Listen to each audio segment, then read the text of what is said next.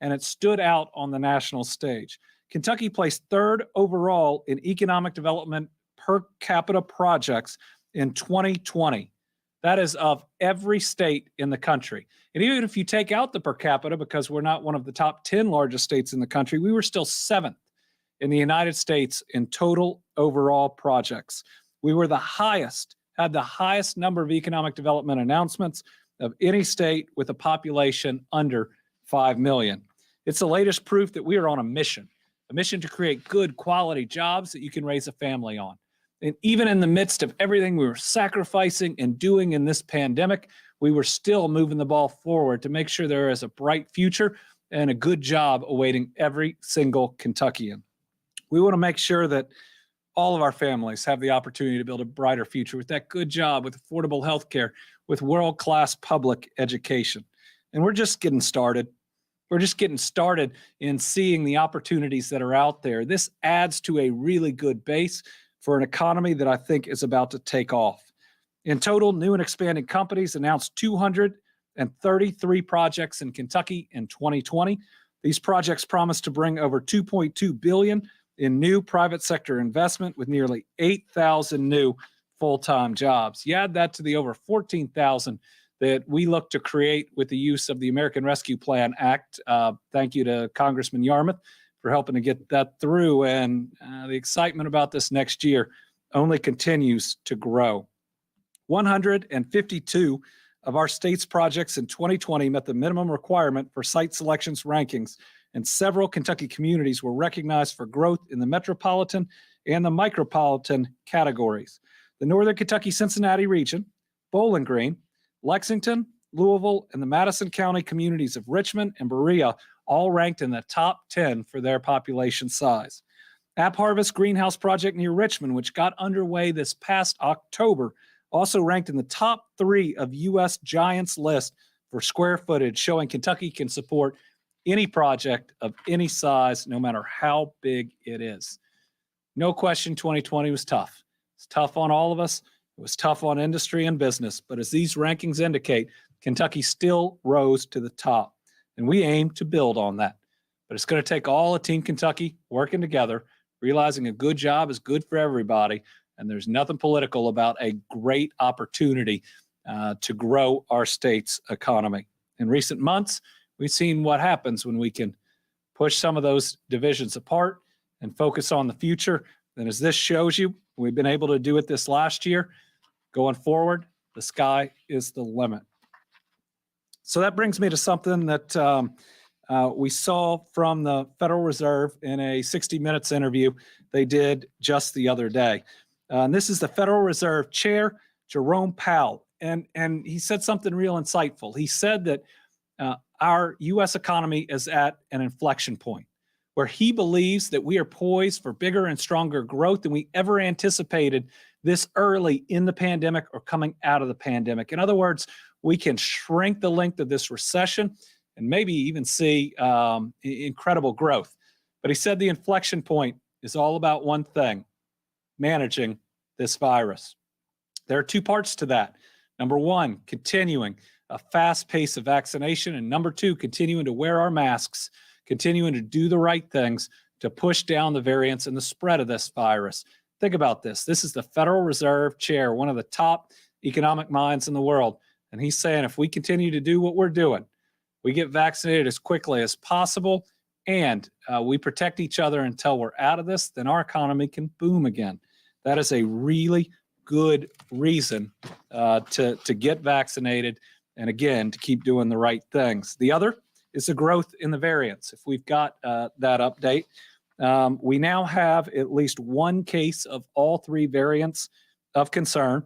Of the B.1.1.7, that's the UK variant. That's the one that's become the dominant one in the United States. We now have 150 cases.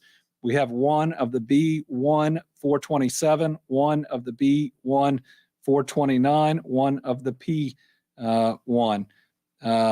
So we now see all 3 variants of interest in Kentucky, meaning we've got to do this and do it right. All right. Also on the good news side, though, it's on a tough topic. It's some help for those that have been through tragedy. So over the past year, we've all witnessed the tragic effect that COVID-19 has had on our Commonwealth. We've lost so many people, over 6,000. We'll probably get close to 7,000 by the end. And with each of these, oftentimes it was somebody dying alone without their family, and then their family having to say goodbye to them without the traditional funeral. To help ease the stress and the burden caused by this pain and this continuing pain for so many families, FEMA has opened a COVID-19 funeral assistance program that provides financial support for funeral expenses incurred due to COVID-19 related deaths. Starting today, applications can be submitted for financial assistance from FEMA. To learn more and find out more about how to apply, and if your family's eligible, if you can get some of the costs that you paid during this pandemic to bury somebody that you love, visit the FEMA website at fema.gov and search COVID-19 funeral assistance. Kentuckians can also call the toll-free FEMA COVID-19 funeral assistance helpline. The number is 844-684-6333, or for deaf and hard of hearing. And remember, for only those individuals, we can't clog up those lines, 800-462-7585. Please notice FEMA is not contacting anyone until the individual seeking assistance either has called FEMA first or has applied for assistance. If you doubt a FEMA representative is legitimate, hang up or report it to FEMA or the National Center for Fraud hotline, 866-720-5721. In other words, even here, you have criminals that are trying to prey on you at the time that you're most vulnerable. You'll only talk to FEMA on this if you call and contact them, or if you submit an application. If someone calls you and says they're with FEMA because so many people have known someone that's passed away during this pandemic that now they'll just blindly call, know that they're not legitimate, hang up, make sure you don't give them any information. So again, tough topic, but some help out there for families that have already been through too much.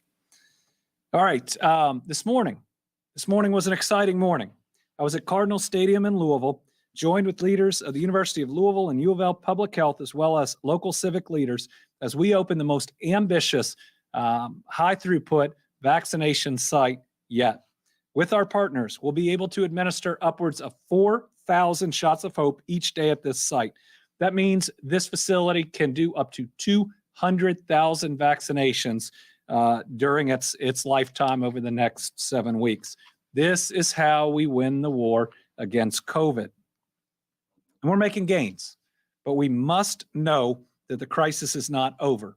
While we have had so many weeks of decline, we, just like many other states, are plateauing. Most plateaued long before us. At least 4 are starting to see dramatic increases.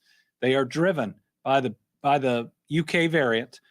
And what we're unfortunately seeing is that they are infecting more young people. Those young people are getting really sick, and hospitalizations for younger Americans are going up. None of us want that. So what do? Number one, until we win, continue to wear that mask. Make sure you're doing the right things. Number 2, get vaccinated as quickly as possible. This is how we get back to normal. That's why we've opened eligibility to all adults and even 16 and 17-year-olds who can get the Pfizer vaccine, including at this Cardinal Stadium site. Also today, I announced the Team Kentucky Vaccination Challenge. This ties the number of Kentuckians vaccinated directly to how and when we ease restrictions on capacity for so many different businesses that are yearning for that goal of what do we have to do? How can we help? How can we get enough people vaccinated to make sure our facility is safe during this time? So our first goal is 2.5 million Kentuckians. Once we get the first 2.5 million Kentuckians vaccinated, we will remove capacity restrictions for venues, events, and businesses that hold 1,000 or fewer patrons.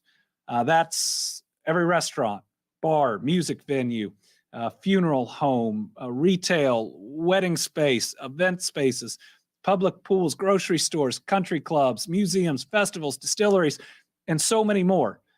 Virtually everything other than schools with 1,000 people or less, you're going to see an end of those capacity restrictions. Now, until we know exactly where the variants are going, and until we have enough of our younger people, some of which don't even qualify for the vaccine, to be vaccinated, we're going to have to continue to look at the different analyses for masks. But this ought to be exciting. Now, the question is, how quickly can we get there? With the supply we currently have, plus what we're getting in each week, we could get there as quickly as 3.5 weeks from now.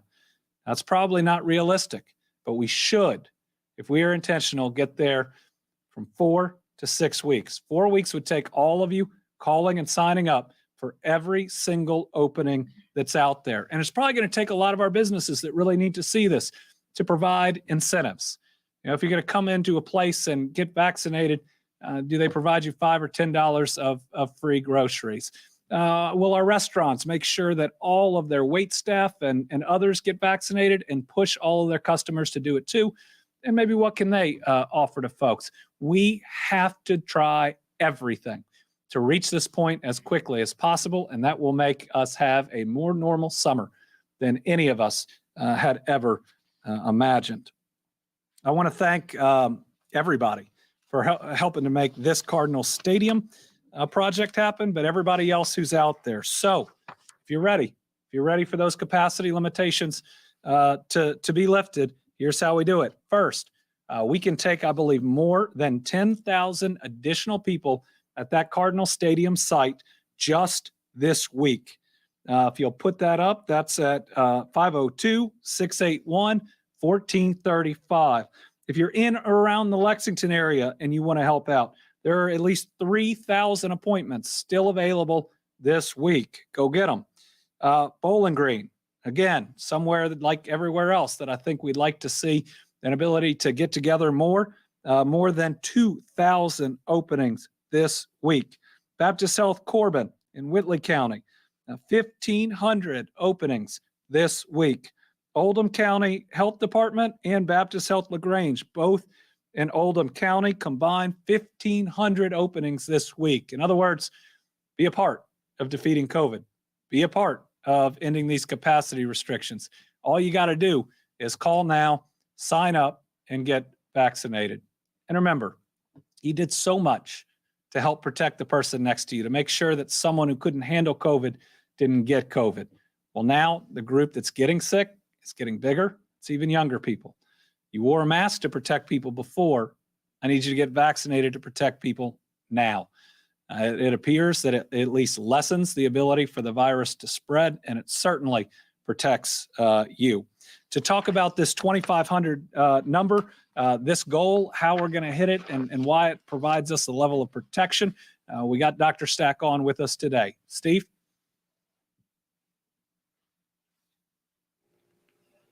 Good afternoon, Governor. Good afternoon, Kentucky. This is a big deal. This is our exit strategy from COVID-19. These vaccines are highly effective. They've been given to tens and tens of millions of people very safely. They've been well received. These vaccines have been shown to keep people from dying, from going into the intensive care unit, from getting severely ill. They have been shown in real world circumstances to be very highly effective, even against the variants, from preventing people from having those most severe consequences of death and hospitalization in the ICU. These vaccines also do have growing evidence that they decrease the transmission of disease. So when people actually are vaccinated, they're less likely to get severely ill. And they're also, even if they do get infected, less likely to transmit the illness to other people. So I'm very confident in the proposal that the governor has here, the challenge that he's made for the Team Kentucky folks all across the state, that when we reach 2.5 million people vaccinated, that we can lift some of these substantial restrictions and get back to much more of the lives we miss so much and we're so eager to return to. And he went over the long list already, but any gathering 1,000 people or less where physical distancing requirements could be lifted, capacity requirements or limitations could be lifted. That's functionally all regular commercial enterprise for the kinds of social activities that we want to get back to. And so I urge everyone, for your own safety, for your own well-being, to make that choice, your free choice to get vaccinated, to keep yourself safe, to keep your loved ones safe. And also, all business owners, I mean, we're in this together. We will do well together or do worse together, but either way, we are in this together.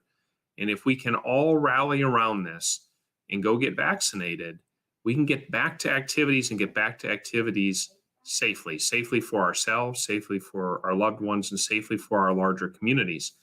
Now, the governor's also already shared, vaccine is available.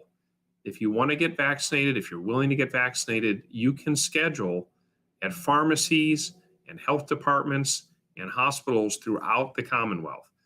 If you are a patient of a federally qualified healthcare center, progressively more, they'll have access to vaccine directly from the federal government. If you're a community that has independent pharmacies, predominantly through the federal route, but also through the state route, progressively more, particularly when the Johnson & Johnson supplies start to increase, more of those locations will have access to vaccine. And if you go on the websites for the larger pharmacy chains, for the Kroger's and Walgreens, all of the Kroger and Walgreens stores in the state of Kentucky currently are offering vaccination to people throughout the state. Most of the Walmarts are offering vaccinations. A growing number of CVS pharmacies are offering vaccinations. And of course, if you are anywhere near Louisville in Jefferson County for 3 weeks, all you got to do is schedule at Cardinal Stadium. We're going to do 4,000 shots a day for 3 weeks. It's a lot of people. We could make incredible progress. If you're a business owner, if you are you run a factory or a plant, please take advantage in the Jefferson County area of that large Cardinal Stadium activity so that people can get vaccinated quickly and efficiently. They're very efficient operations for people to go through. Doesn't tie up a lot of your time. And please go to our website and look for locations nearest to you. A lot of the regional vaccination sites still have plenty of appointments, and go sign up and get it taken care of. Take your whole family, as long as they're 16 or over for Pfizer or 18 or over for Moderna or Johnson & Johnson. Get everyone in your family vaccinated so we can lift these restrictions and so we can get back to a normal summer as close as possible, and then hopefully look forward to a much, much more normal school year in the fall. This is an exciting time and a good time, but we only cross the finish line if we all do it together. So thank you very much, folks. It's been a privilege to serve with you and to serve alongside the governor. We just need you to see it through for the next few months to get across the finish line so that we can move on past this. So thank you very much. I know we can do this, and I know we'll get it done. Back to you, Governor. Thank you too, Steve. Also, we will be lifting that curfew that we've had to have in place when we hit this number. So you can stay open late, you can stay out late. Just still be careful. There are other things that can harm you other than COVID. So when we're able to do it, please do it responsibly. So the question is, where are we on our way to this journey to 2.5 million? Well, and the answer is we're right about, I believe that we're about 1.6 million Kentuckians vaccinated, but our data is lagging by 2.5 to 3 days because of a security upgrade that we've done in our reporting system. We are working on it right now. We should have all that information in the next 2 days, but let's look at table 1. That's got 1,558,463 as the total number of Kentuckians. That does not include what I believe is north of 20,000 plus people for Friday, Saturday, and Sunday. This is needing to do a security upgrade in the system, and the providers that are out there actually putting shots in arms having not gone through the process that they have to for their data to be sent to us to make sure that we are secure and protecting any and all personal information that is in there. But I'm I'm really confident that we are at, if not a little bit above, that 1.6 million. What we're going to see is, I hope it's fixed tomorrow, but if not, we're going to see just a little bit of an uptake. This is only 3,000 more than yesterday, when we know we did a large amount across the state. But in the very least, 2 days from now, we'll see a really big pop in those numbers. But everybody, listen, 900,000 vaccinations, 900,000 Kentuckians to go. When we look at what we have on hand, plus what we'll get on Tuesday, we'll have over 500,000 vaccinations out there ready and waiting to go into people's arms. Let's look at the demographics, which we do each Monday. Let's start with age. So a couple of good things in this chart. First, we're now 73% of all Kentuckians 70 years and older having received the vaccine. Certainly, we want to get that number higher, and we continue to work on that. 60 to 69 is, as you see, is getting higher and higher. That's eventually going to overtake 70 plus, because there are more Kentuckians 60 to 69 than 70 plus. That is now 61% of what we believe all Kentuckians that age and up. And remember, this is leaving out some numbers from the past 3 days that are going to be coming in over the next couple days. Then we get down to 40 to 49, 50 to 59. We need to pick that up. 43% of people 50 to 59, 35% 40 to 49. I mean, come on, these are open. Those age groups are getting really sick under the UK variant. Remember, we can't be indifferent to this virus. It's time, if you're in those age groups, to sign up. It's real fast, real easy. You can get it all done within an hour and move on with your life. That'd be a good thing. You can also help us all get this right, make sure that we can move into the future. Gender, 56% female, 44% male. I think that's ticked up, if I remember right, 1 or 2% on the men's side. Again, COVID doesn't care if you're male or female. It'll infect you just the same. We don't need to try to be tough guys out there pretending like a virus doesn't attack us or can't attack us. Just let's go and let's get the vaccine and let's defeat it once and for all. Ethnicity, this has ticked up a little bit, 2.1% now. Hispanic and race, also continuing to see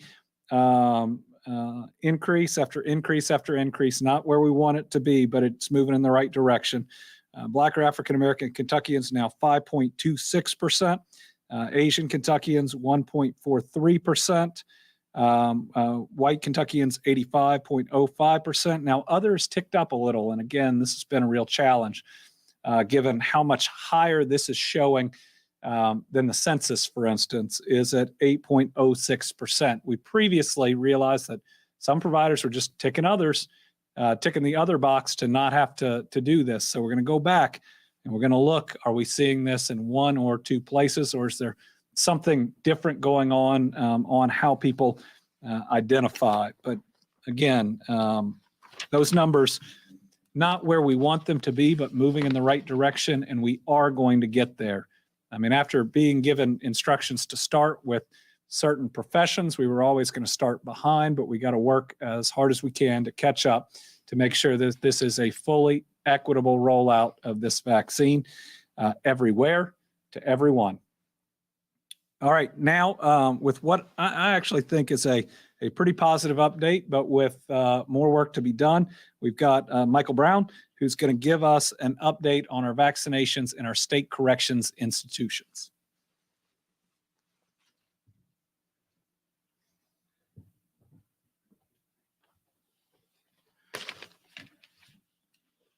Well, thank you, Governor. And I would describe this as a very encouraging report on what's going on. And as always, I like to put it in context and show you sort of where we've come over these last several weeks. It's been now about a month since I brought a report to you. So if we could, this is where we were on March 3rd. And that was a period of time where things had kind of flattened out. But then just a couple of weeks later, you see that we had a pretty good spike in the number of cases. The inmate cases had gone up by almost 700, and we had a high total of active inmate cases. The staff cases had not gone up that much, but in just about a month since then and now, we've seen dramatic improvement. We did have 2 more inmate deaths, but if you look at those percentages, those percentages are tracking below what we've seen in the state. It's not good, but it's still below what we see in the state. But the inmate cases only increased by less than 100, 95 cases over that period of time, and staff cases by 24. The real news in this chart is that you see that the active cases have gone down by over 600 cases in the inmate side. And in actuality, prior to some jail transfers, we only had 1 active case in our prisons. We had 10 that came in and transferred from jail.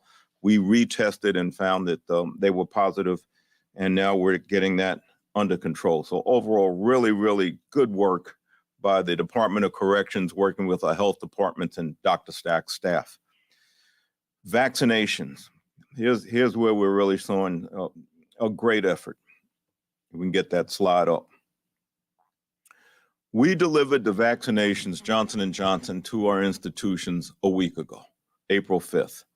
And in that week, we've gotten 6,602 inmates vaccinated. That represents 68% of the total population. And today, even as I'm speaking, we're having vaccination clinics going on at both the Kentucky State Penitentiary and at Blackburn. So we should easily be able to top over 70% very soon, and I'll tell you what the significance of that is in a minute. We've got 50% of our staff vaccinated. Now, I will say that all the inmate vaccinations have been Johnson & Johnson. That was very deliberate because we didn't want to have to be in a situation of having to go back and do second doses on what might be a transit population. Now, going back to that percentages, here's what we're looking at, and I was talking to the corrections officials today. We are targeting that once we get to a truly substantial level of inmate population vaccinated, and by substantial, I'm talking at least 80%, that we'll be able to start a program, we hope, of having visitations begin again at our institutions.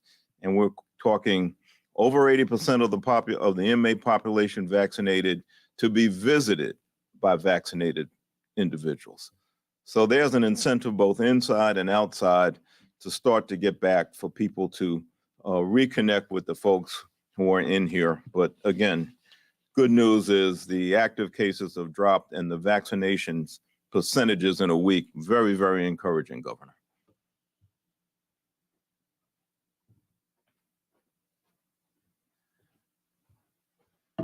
All right. Let's look at the COVID trends as we're seeing them. First, let's look at new cases.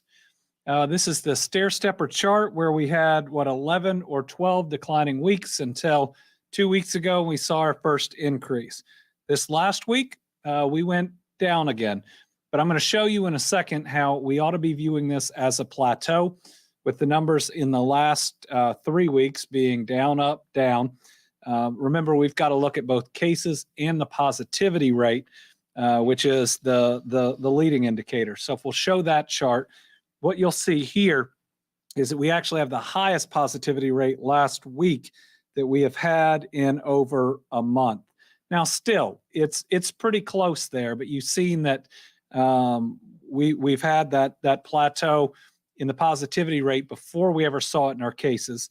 Now, we got to at least watch to see if we're starting an uptick in the positivity rate. We'll watch that through the course of this week. It's up higher than this, certainly today. Remember, other states are going up. And the country is going up in numbers of cases. We don't want to go there. And we've got more time than other states had to get more people vaccinated. But things start in New York or New Jersey, just like they did when this pandemic broke out. It eventually reaches Kentucky at a same or similar level if we don't do better on the masking side or we don't do better on the vaccination side. I suggest we do better on both. Let's look at inpatient census. As you can see, we are also plateauing here. We are glad to be down from where we were. We're glad to be down from earlier than August, but again, we're not continuing to decrease. We're seeing kind of that steady plateau. Same thing when you look at the ICU numbers, see a plateau there. Again, there is variance, but it averages out to a number that, while we have capacity, means we are not seeing declining numbers of patients or those sick enough for an ICU or those who need a ventilator, if we can put that up. Remember, ventilators vary more day to day for good and bad reasons than others. But again, you see that for the last several weeks at least, we're in a stable place. Remember, we've always gone from a plateau to an increase. So again, it doesn't have to happen this time. Every other time we've had a plateau, we haven't had a vaccine. So let's use the tools we have. Let's make sure that we can get this done. Today's cases, 270 new cases of COVID-19. That is more than last week, but it's less than the 2 preceding weeks before that. Positivity rate, 3.16%. That's the highest in about a month. So we've got to be watching that. We should be wary. We should see what's going on in other states. We should get everybody out to get vaccinated. Today, we're reporting 380 Kentuckians hospitalized for COVID, 104 in the ICU because of COVID, 54 on a ventilator because of COVID. We're also reporting 7 deaths today, all of which come from the local health department route. They include a 56-year-old man from Boone County. It's a February death. A 95-year-old woman from Clay County. That's a December death. A 67-year-old woman from Harlan County, February. 45-year-old man from Jefferson, February. 81-year-old man from Jefferson, February. 76-year-old man from Kenton, February. And a 63-year-old woman from Laurel, February. Now, most all those Februarys are early February. Do we have the chart of total deaths by month based on date of death? Can we put that up? Folks, we've been through a lot in this pandemic. But look at this. It shows that fall winter surge, I believe, was one of the deadliest 3.5 months periods, certainly in my lifetime, but probably that we've ever experienced here as a state, at least in the last 100 years.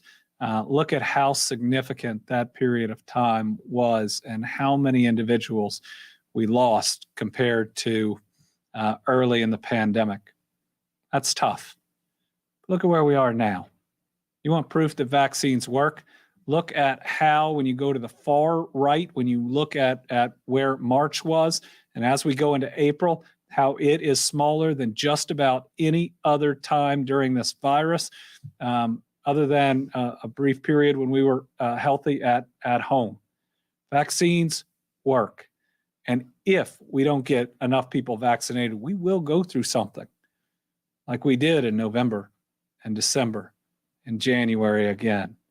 Look at that. That means that so many, maybe even the majority of flags behind this Capitol, the majority of people we've buried because of COVID-19 happened in that period of time. And it means a lot of families are out there hurting. You can also see how steeply it's declined once these vaccines came out. I'll give you another example of that, and that's long-term care facilities. Again today in long-term care, zero new deaths. And again, fewer residents getting COVID than staff. Remember, a much higher percentage of residents got the vaccine than staff did, even though residents, probably because of age, have weaker immune systems. Guess what? The vaccines make up for it. They're getting it at a lower rate than staff. So staff, if you haven't gotten this, go out and get it. It works. Just look around your facility. 4 new residents testing positive, 9 new staff. Long-term care shows the miracle that is here. I mean, the overall percentages of deaths for long-term care were huge, and they have gone down so significantly. Let's make sure, again, that we get the job done. Okay, so a number of different things today. that we announced. We got a number of journalists on the line. Let's start with Chad Hedrick from WKYT.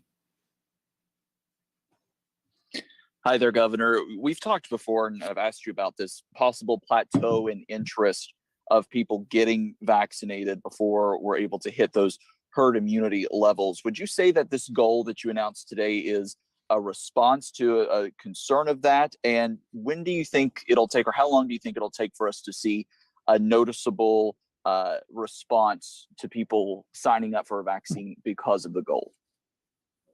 So in the last couple of weeks, we've been steady around 125,000 people being vaccinated each week. I think we did this last week. Remember, we still have another day in how we measure it, though it's going to take a couple more days for that to come in. At 125,000 per week, over the course of a little over 6 weeks, we'd still hit this goal, but we want to hit it faster. We know that the variants are out there, that they are dangerous, and we want to get back to more of our normal lives earlier in the summer. So we put this out to motivate people, no question, and to give them the goal. But it's not just people; it's also business. It's also areas that have these restrictions that it asked. What can we do? What goal do we need to hit to have more flexibility or to have fewer restrictions? So that's out there. So let's call it a motivator. It's a motivator for individuals and where we're collectively going as a state.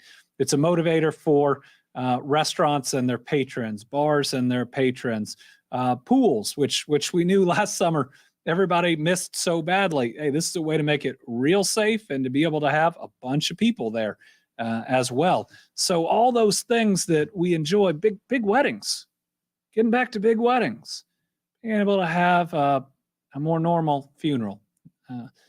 Those are all things that are important to us. So that's calling on all those industries, all those individuals, all those people to be leaders and to think about different ways that they can incentivize or encourage Kentuckians to hit this goal. Because in the end, the goal is all about saving lives.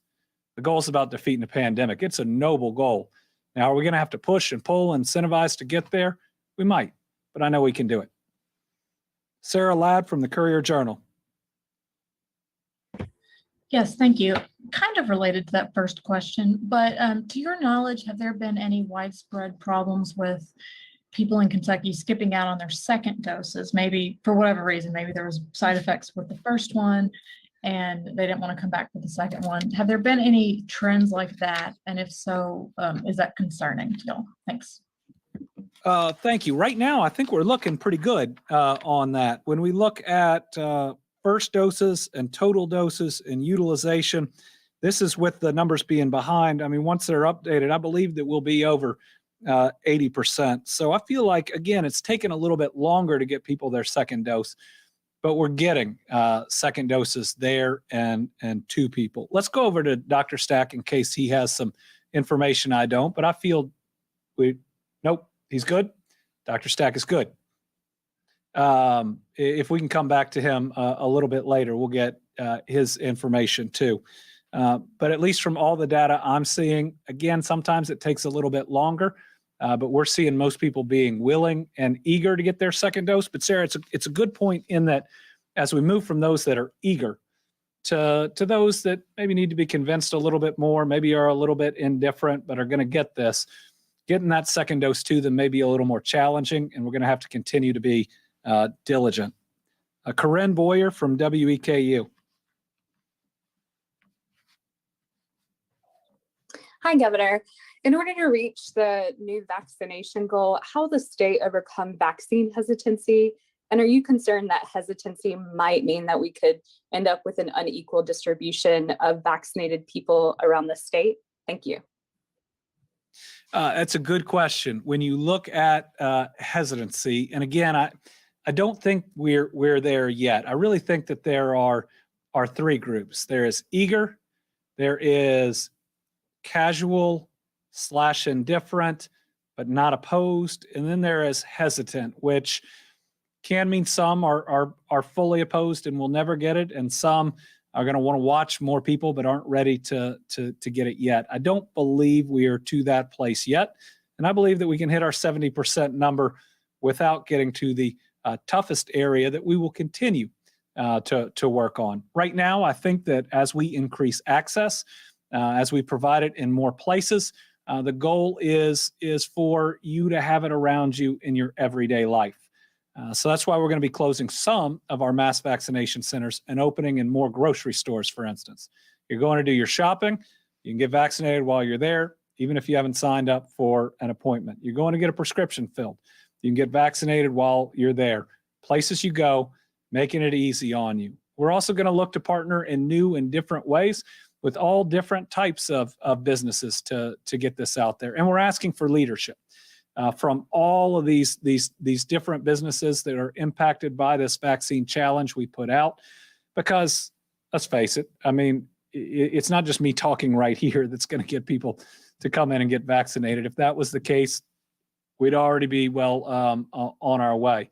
But having people they care about, businesses that they have been worried about, friends in their community that say, help us hit this goal, and then come celebrate with us, I think that's going to go a long way. Local voices, local trusted leadership, I think can help us get there. Alex Akisto from the Herald Leader. Hi, Governor. Two quick questions. As I understand it, the Kentucky Department for Public Health just completed a pilot project in Harlan County where they delivered doses of the Johnson & Johnson vaccine to people living in isolated rural areas. In some cases, they even drove doses to their doorsteps. Are there other endeavors like that underway right now in rural parts of Kentucky? Secondly, you mentioned how the 2.5 million goal is 70% of the adult population who's eligible for a vaccine right now. It's closer to 56% of the total population. So when we're talking about herd immunity, can you talk about why you feel like 2.5 million is a safe goal to rescind those business restrictions? Thanks. Sure. We believe the 2.5 million is a safe goal because we're not eliminating all steps. We are continuing masking.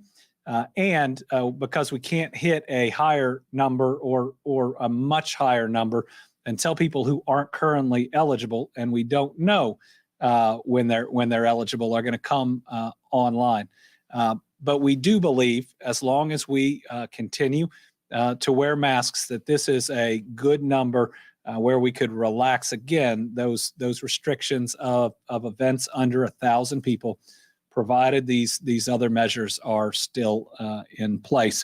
And we're not going to stop after the 2.5. We're still going to keep pushing. And I think that the momentum that we will create will certainly carry us further. We're working on at least 2 other rural mobile vaccine projects that we hope to be able to announce here soon that are going to have some significant reach, and we're going to have some pretty good partners on. Let's go over to Dr. Stack if he's got any more comments on that, plus the last question. Yeah, I'm sorry. One of the difficulties of being in my office is my phone can ring. So the second dose issue, this is a challenge, medication adherence that happens with all sorts of things. All of you know how this works, right? You go see the doctor, they give you an antibiotic prescription. You're supposed to take it for 10 days. You feel better after 4 or 5 days and you stop early. That's a problem because the treatment course is designed to have to be for a certain duration. Well, the same thing is true with the vaccines. So the Moderna and the Pfizer vaccines were designed as 2-dose vaccines. In fact, most of the vaccines available for COVID were designed as 2-dose vaccines. It's really important you get the second dose. I think we have 85, 90% second dose adherence at minimum. Hopefully it's higher than that, but I know it's that at minimum. But we need it to be 100%. And when people don't get the second dose, it's because almost always they have chosen not to return for the second dose. It's virtually never, and should be never, to be clear, that the vaccine provider doesn't have the second dose to give you. So it's really, really important that if you get the first dose, you get the second dose. Now, let me just be candid about this. Some people may say, I hear people have more symptoms when they get the second dose. They may feel achy or have a fever or feel like they have a day where they just don't feel good enough to go to work or do their activities. That's true for some people. That means your immune system is having a robust and healthy and strong response to the vaccine. That's why it's important to get the second dose, because that's what gives you the longer and better protection from the vaccine. It's the second stimulation to your immune system. So please go back and get those second doses. It's absolutely imperative. Now, for the other items that the governor talked about, we are doing extensive outreach. Local health departments do this stuff all the time. They've gone and done community outreaches. They've gone to community centers, to churches. U of L, King's Daughters Medical Center, University of Kentucky, Pikeville Medical Center, and many, many others have done community outreaches. They just don't all get told about at the press conferences, but please know there's a whole wealth of activity out there. And the governor also mentioned that our efforts here at the state level are going to be ongoing, trying to work with and support these activities to reach people in all sorts of settings, whether that be an urban environment where they have transportation difficulties or mobility issues and they can't get out of their residence to go get a shot, or in a rural community where they may have different types of transportation issues or may have other reasons that they can't go get vaccinated. And of course, we want you to have access to people you know and you trust and you have confidence in. Your own doctor, your own nurse practitioner, your own pharmacist, your community leaders, your faith leaders, people who themselves have already gone on this journey and who have had good success with it and who are enjoying the benefits of a proven medication to help keep you protected from COVID-19. So we'll keep up all those efforts, and I look forward to updating you on more good news in the weeks ahead. Governor? Oh, and I'm sorry, the other question was about, I think Alex asked, the level of vaccination. If we got 70% of the people 16 or over, that means in most of these activities you're going to go to, if you're going to go to a bar, there better not be too many 16-year-olds in bars. If you're going to go to concert venues and other big social activities, a lot of those things typically are adult population, and you should get really good protection. And remember, the vaccine protects other people, but as far as protecting the people at greatest risk, that's hands down an age-related continuum. And so if we get everyone over 16, if we get 70% of the people over 16, we have really had a meaningful accomplishment. And I feel very good that it's reasonable at that point to make the restriction limitation easings that the governor has outlined. Governor, back to you. Finally, on that question, Alex, and I feel like we've gone too long. We got really positive response today from Dr. Smith at U of L, from their entire healthcare system. A good goal, a reasonable goal, a motivator. They're fully on board. All right, from WLKY, can we get an update on the unemployment insurance website shutdown? We are on track for the system to go live again tomorrow morning at 7 a.m. Now, remember, we had to do this because the number of cyber criminal attacks that were auto-generating people's PINs using personal information they'd gotten from the dark web or another source, and then trying to change their bank account and steal their money. So we've had to send letters out about how people can change their PINs. Now, a lot of the letters, a majority of the letters, won't be to people yet when it opens up tomorrow at 7 a.m. So we do have a call center that is ready to go to help people tomorrow. Again, it's going to be open from 7 a.m. to 9 p.m. for the next 10 days to help everybody get their PINs changed. The number is 502-564-2900,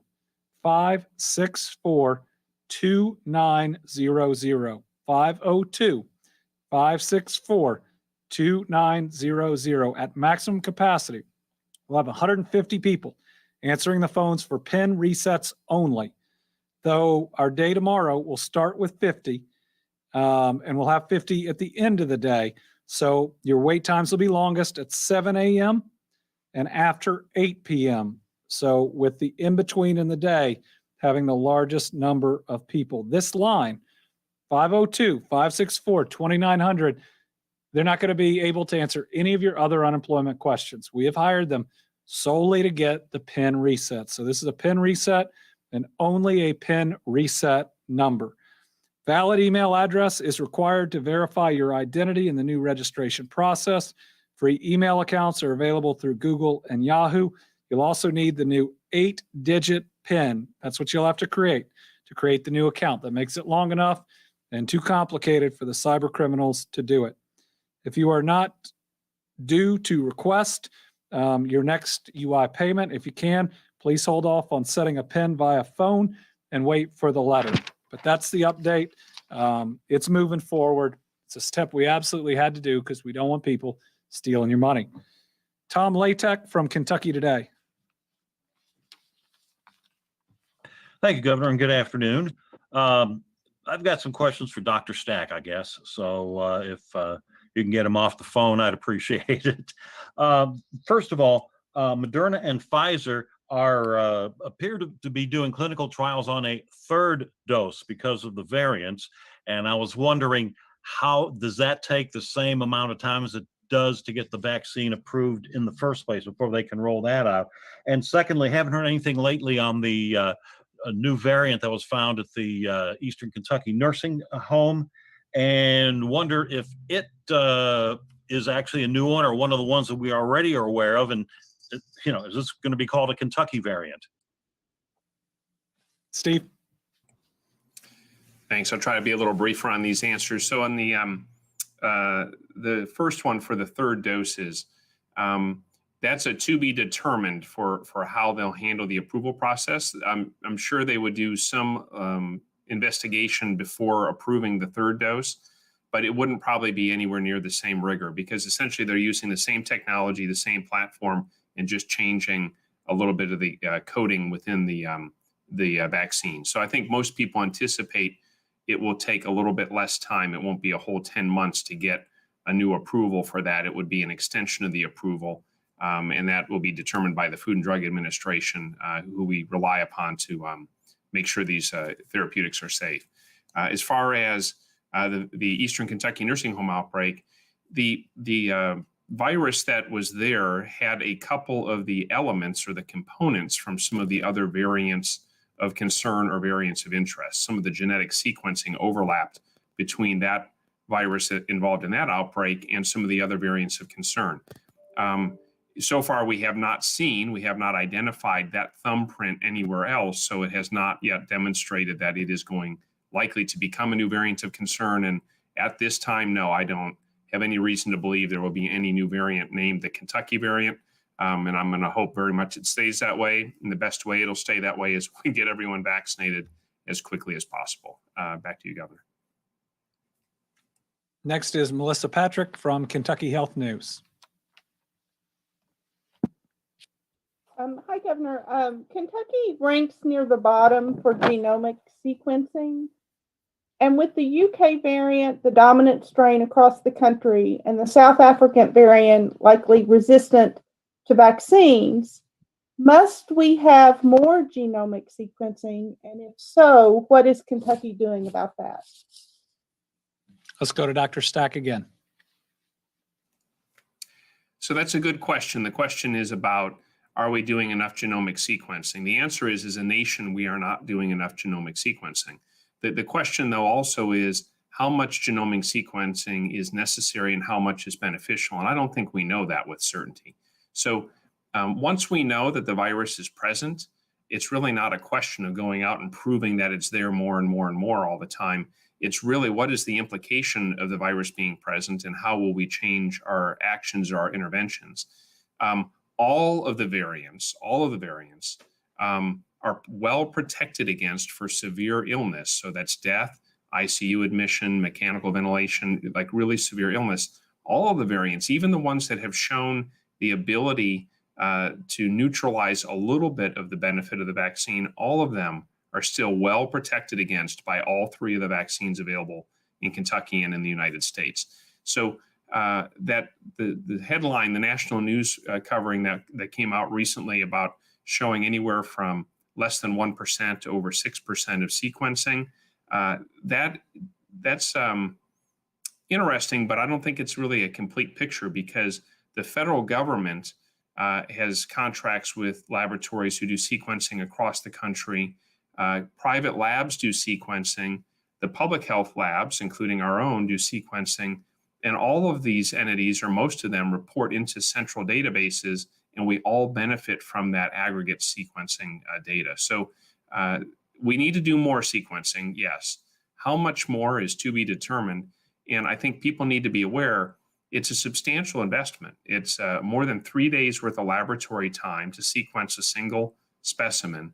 Then there's complex bioinformatics analysis that has to take place to make sense of all of the data. And of course, we've not done this at this scale ever before. And so I think the whole nation, including Kentucky, is on this shared journey of just what does a more robust surveillance system look like, and what is the reasonable risk and return rate on how much of it to do where we get enough benefit to justify all the cost and effort. Governor? Right. A written question here from a number of outlets, why I chose to allow Senate Bill 5 to become law without my signature. Well, first, I did not sign Senate Bill 5 into law because I have some constitutional concerns with both major parts of the bill, and then the primary drivers of the bill. The Kentucky Chamber of Commerce and a couple of other entities never approached the governor's office, never sought any of our input, never talked to us about the bill whatsoever until after it was passed. And I just think that's a bad way to go about legislation when everybody's input needs to be included. I did let it become law without my signature because I do think especially our Speaker of the House, who I've certainly had some disagreements with, worked really hard to address the majority of concerns, even if it didn't address all of my concerns. He actively worked with those that would have typically opposed this type of law and significantly narrowed it. Now, do I think there'll be a court challenge? Yes. Do I think the bill could, the law now could be potentially thrown out in a court challenge?